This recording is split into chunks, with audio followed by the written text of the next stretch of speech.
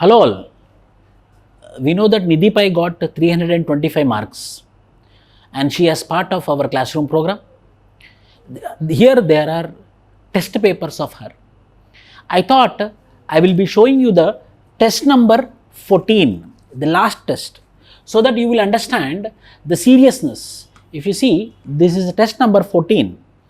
So in the test number 14 also she had written, only 14 tests will be there. In that 14 tests she written all the tests. So I am going to discuss the 14th test in which she got 325 marks. So she is the Nidhi Pai. The date, if you see, September 7th, September 20 onwards final exams were been there, 2022. So 10 days before she had written, 12 to 13 days before she had written the final test. In this, how many marks she got? Which I evaluated. This is my handwriting this is. So in that test for paper 2 she got 145 marks. Same marks is replicated. In the final examination also she got almost the same 145 in paper 2. In paper 1 she got 177. So here 145 she got, in the final also she got 145. This is my handwriting. If you notice, this is my handwriting. Marks which I gave. So for example, how she had written, you will understand what way of answer she used to write. A sample, I will take 2 questions and I will be explaining you. For example, yes, critic, I think it's visible, or if not I will take one more question. I will take, yes, we will take this. Role played by Grama Sabha under PSA Act. Under PSA Act, Panchayat Raj extension to schedule areas. So how she had written the exam? Under the PSA she mentioned, the full form. Then she told was passed in order to ensure decentralization of political power to schedule and tribal areas in a manner similar to schedule, yes, similar to the Panchayat Raj extension was passed in order to ensure decentralization, political power to schedule and tribal areas. Then she kept a side heading, see how she kept role played by Grama Sabha under PSA. So she kept a side heading. Then she started writing answer. The Grama Sabha represents the people living in a particular area.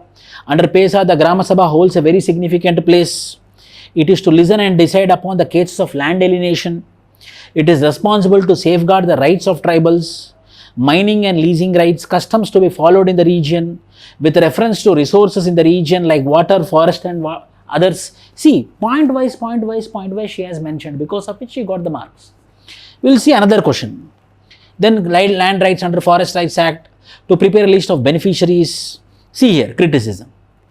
How, if you see here, how beautifully she mentioned criticism: inefficiency in functioning, no regular elections, no independent working, dominance of collectors or politicians, lack of funds, lack of 3 Fs we can write, funds, functionaries, functions. And finally she gave a conclusion: the PSA has provided large scale powers to Grama Sabha. However, efficient monitoring through social impact assessment can help in making them more transparent and accountable. Means in the conclusion, she gave a recommendation also. However, social impact assessment can bring more changes. See, she had gave the concept, she had mentioned the characteristics point wise, then she mentioned about the criticism, then she gave a recommendation also within the conclusion. Hence she got the marks. Similarly, I gave 6 marks out of 10. 2 for structure, content 2, conclusion 2. 10 marker question it is. Vanabandhu Kalyan Yojana. What is tribal education? How it education, health, housing, access to shelter, electricity. She mentioned about thus the government. Brief note on tribal subplan. How she wrote, we will look into it. Brief note on tribal subplan. We will see.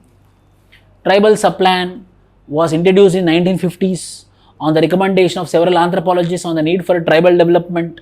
What is tribal subplan? Focusing on diversion of tribal areas, protection of tribal rights historically. See, thus the tribal subplan was brought to ensure integration of tribals. Yes, that is important. Tribal subplan exists but is known as Tribes Development Program.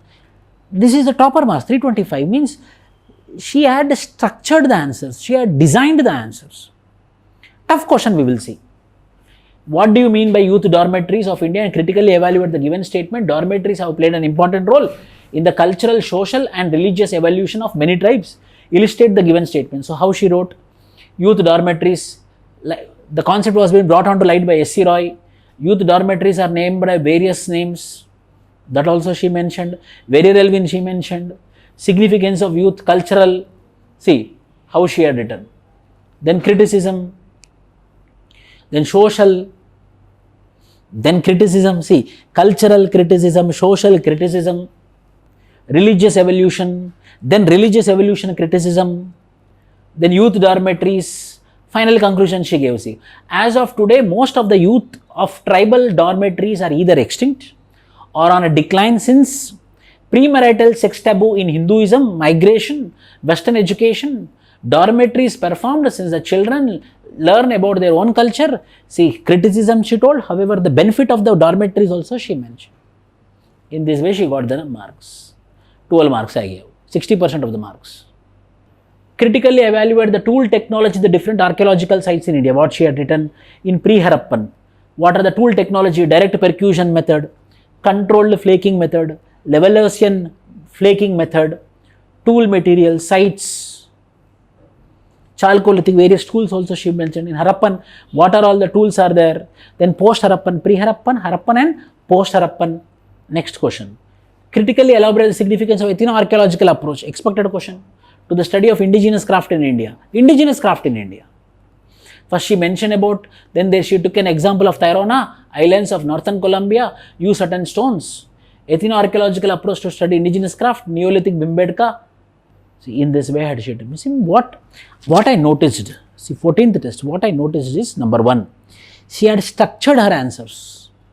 She had properly arranged her answers.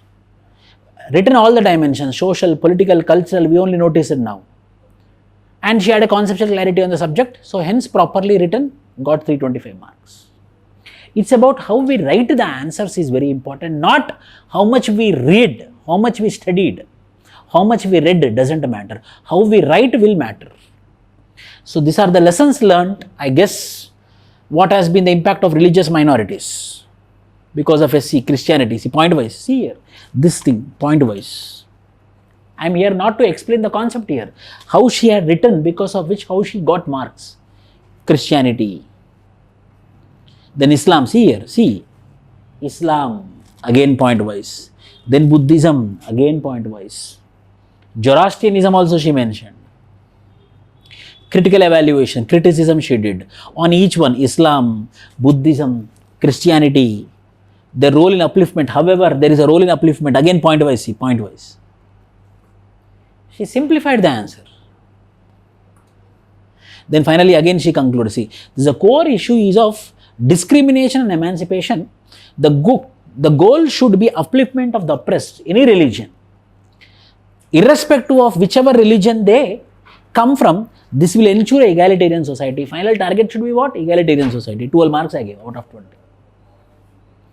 In this way, if you write answers, obviously you will get very good marks. In this way, I will be discussing several answers in the coming days so that you will get a proper idea so that you can implement in your 2023 and 2024 mains. Thank you. All the best. Jai Hind.